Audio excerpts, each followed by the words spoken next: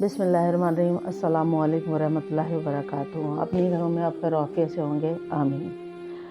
आज मैं नमाज के बारे में बताऊंगी। नमाज कब काम आएगी आपके, हमारे लिए, सारे मुसलमानों के लिए। अगर नमाज की पाबंदी करेंगे तो नमाज की पहले पाबंदी कीजिए, उसके बाद आप देखिएगा नमाज आपके कितने काम आएगी।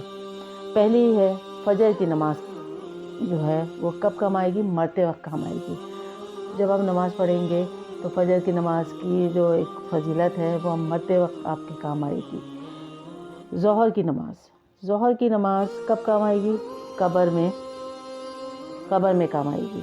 यानी आप जब कब्र में जाएंगे तो उसकी वजह से आप जब आप ज़ोहर की नमाज़ पढ़ते हैं तो उसमें आपके काम आएगी। आपके लिए एक रोशनी पैदा करेगी, आपके लिए एक मतलब आपका निजात का ज़रिया बनेगी। असर की नमाज़ पढ़ेंगे तो मुनकिर नकीर के सवालात के वक्त काम आएगी। आप मुनकिर नकीर जब सवालात करेंगे उस वक्त असर की नमाज़ काम आएगी। मगरिब की नमाज़ कब काम आएगी? हिसाब किताब जब हो रहा होगा तब काम आएगी। उसके बाद इशा की नमाज़ कब काम आएगी? जब आप पुलिस रात पे से गुजर रहे होंगे तब उस वक्त काम आएगी। अल्लाह ताला हम सबको 5 वक्त का नमाज पढ़ने की तौफीक अता फरमाए, आमीन सुम्मा आमीन।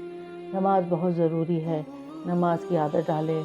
नमाज जो है वो हमारे लिए निजात है, नमाज जो है हमारे लिए बहुत ज़रूरी है।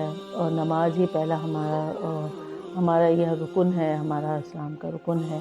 तो इसे अपनाइए और नमाज खुद भी पढ़ें, अपने बच्चों को भी इसकी आदत डालिए। नमाज की छूट नहीं है, नमाज के लिए माफ़ी नहीं है। नमाज ज़रूर पढ़ें और नमाज की आदत डालें और सबको बताएं और सबको इसकी तलकीन करें। खुद भी पहले पाबंदी करें, उसके बाद सबको इसकी तलकीन करें। और इसको ज़्यादा से ज़्यादा इस वीडियो को शेयर करें और लाइक करें, शेयर करें और सब्सक्राइब ज़रूर करें और नए आने वाले सब्सक्राइब ज़रूर करें। चलें, आप भी, मैं भी दुआ करती हूँ हम सबको अल्लाह ताला नमाज़ पढ़ने की तौफीक अता फरमाए, आमीन। इजाज़त दीजिए, फ़ी अमान अल्लाह।